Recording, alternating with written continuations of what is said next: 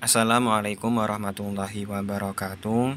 Selamat pagi anak-anak kelas 5. Semoga kalian semua selalu diberikan kesehatan oleh Allah Subhanahu wa taala. Amin. Baiklah, di sini langsung saja kita masuk ke pembelajaran yang pertama, yakni yang bertemakan mari belajar Al-Qur'an surah Atin.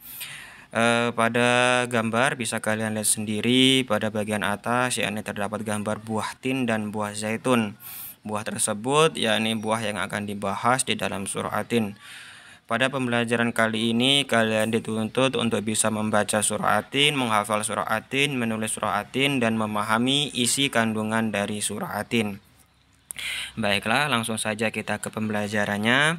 Yang pertama, surat Atin ini dinamakan surah Makiyah. Kenapa dinamakan surah Makiyah? Karena surah Atin ini diturunkan di kota Mekah. Adapun surat-surat lainnya yang diturunkan di kota Madinah, maka ia termasuk ke dalam golongan surah Madaniyah. Surat Atin ini merupakan surah yang ke-95 di dalam Al-Quran. Di dalam Al-Quran sendiri terdapat 114 surah. Surah Atin terdiri dari 8 ayat. Surah Atin memiliki arti yakni buah tin. Arti itu sendiri diambil dari kata atin yang terdapat dalam ayat pertama. Surah Atin merupakan surah yang berisi tentang bagaimana pembalasan dan ganjaran yang akan diterima oleh manusia di akhirat nanti. Tentunya sesuai dengan apa yang telah ia perbuat di dunia selama ia hidup. Baiklah, selanjutnya sebelum kita membaca surah Atin, kita harus memperhatikan tanda bacanya. Yang pertama di sini tanda baca fathah, kasroh, dan domah. Tanda baca fathah yaitu satu garis di atas huruf hijaiyah yang berbunyi berakhiran a. Jadi hurufnya pasti berakhiran dengan a. Misalnya yakni a, ba, ta, sa, ja, dan sebagainya. Yang kedua yakni kasroh, yaitu tanda baca satu di bawah yang berbunyi berakhiran i. Kalau fathah tadi a, kalau kasroh itu i. Contohnya i, b, c, d, dan sebagainya. Itu disebut huruf kasroh. Sedangkan domah yakni tanda baca yang berada di depan huruf hijaiyah yang berbentuk seperti huruf waw, berbunyi atau berakhiran u, pasti bunyinya berakhiran dengan u. Kalau fathah a, kalau kasroh i, dan kalau domah itu u. Contohnya u, bu, su, ju, du, dan sebagainya. Selanjutnya kita belajar tanwin.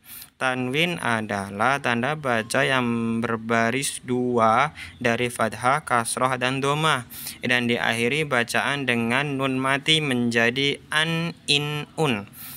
Bentuk tanda bacanya dinamakan fathah, fathah tain, kasroh tain, dan domah tain. Fathah tain contohnya bacaannya adalah an, ban, san, jan. Itu pasti berakhiran an. Sedangkan kasroh tain yakni yang di bawah itu pasti berakhiran dengan in.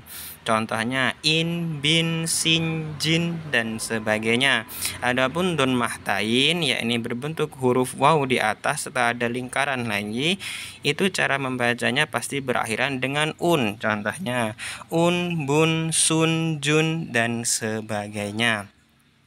Selanjutnya kita bahas masalah tasydid. Tasydid adalah tanda baca yang berbentuk huruf W.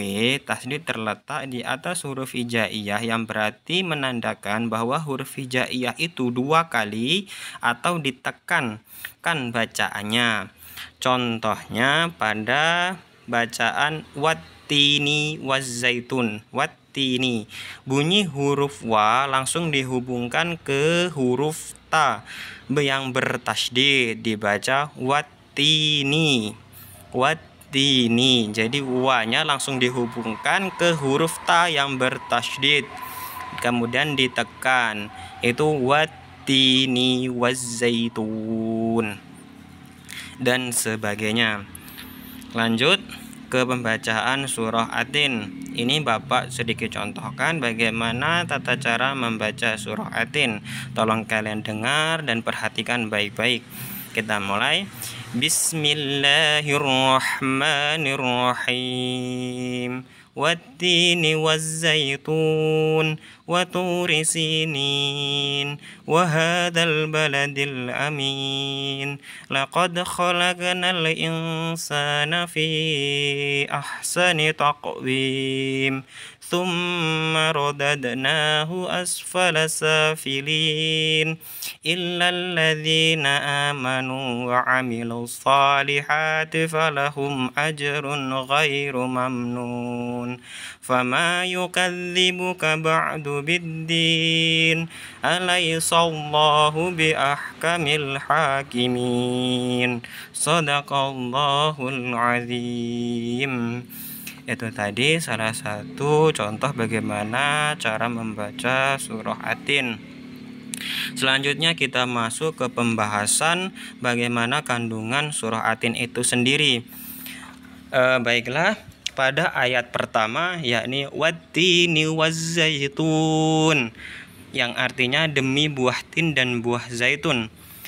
Di sini dijelaskan bahwa Allah bersumpah demi buah tin dan buah zaitun. Buah tin itu sendiri merupakan buah yang enak dan lembut. Ia juga memiliki banyak manfaat ataupun banyak mengandung obat yang banyak dimanfaatkan oleh manusia atau bisa dimanfaatkan, seperti memperhalus fisik, mengencarkan dahak, membersihkan ginjal, dan lain sebagainya.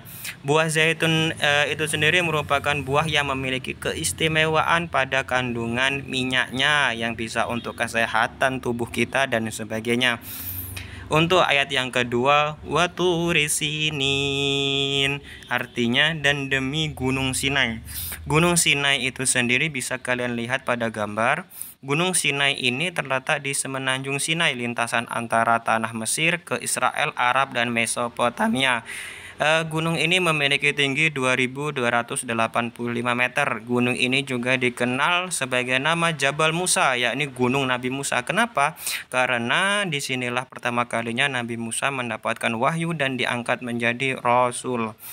Untuk ayat yang ketiga yakni wahadzal baladil amin, dan demi negeri yang aman ini. Yang dimaksud dalam ayat ketiga ini yakni adalah kota Mekah, bisa dilihat pada bagian gambar. Ayat selanjutnya yakni ayat keempat, laqad khalaqnal insana fi ahsani taqwim, yang artinya sesungguhnya kami telah menciptakan manusia dalam bentuk yang sebaik-baiknya. Maksud dalam ayat ini, manusia itu diciptakan oleh Allah dengan bentuk yang sebaik-baiknya, berbeda dengan makhluk lainnya. Karena manusia diciptakan oleh Allah memiliki akal, jasmani, rohani, serta nafsu. Sedangkan makhluk lainnya, contoh saja seperti hewan, ia diciptakan hanya memiliki nafsu saja, tidak diberi akal.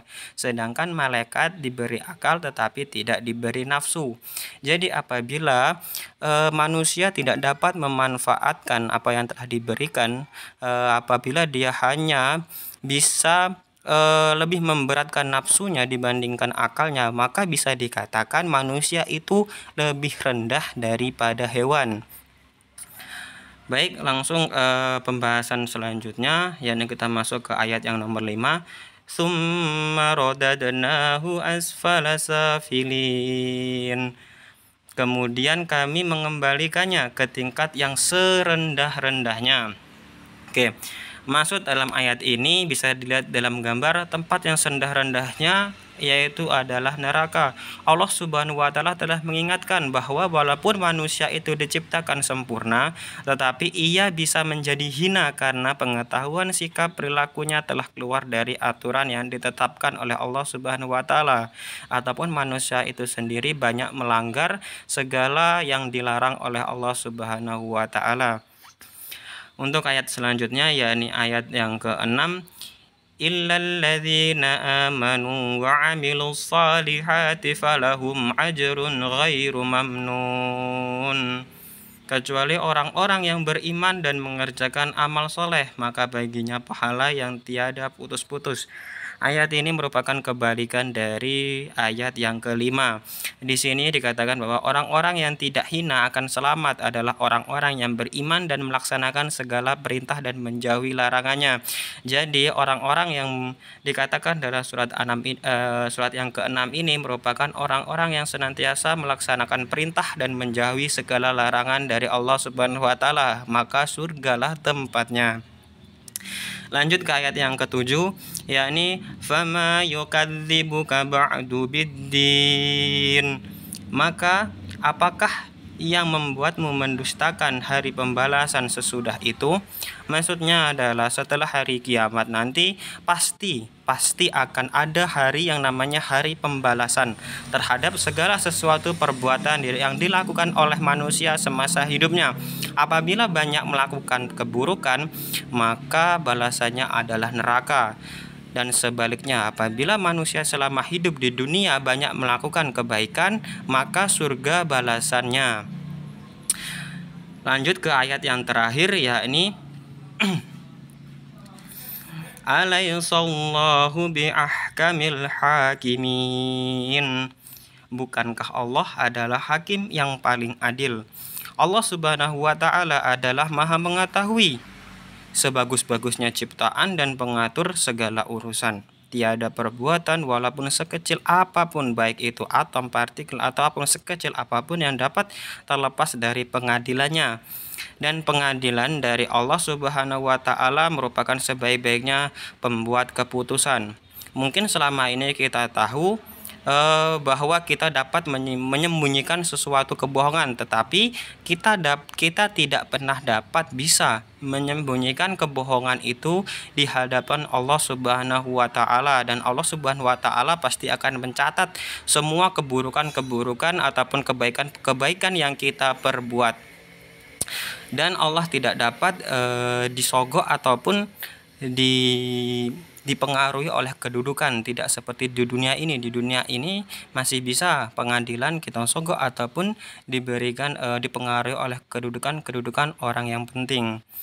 Allah tidak bisa seperti itu, karena pengadilan dari Allah Subhanahu wa taala merupakan sebaik-baiknya pembuat keputusan.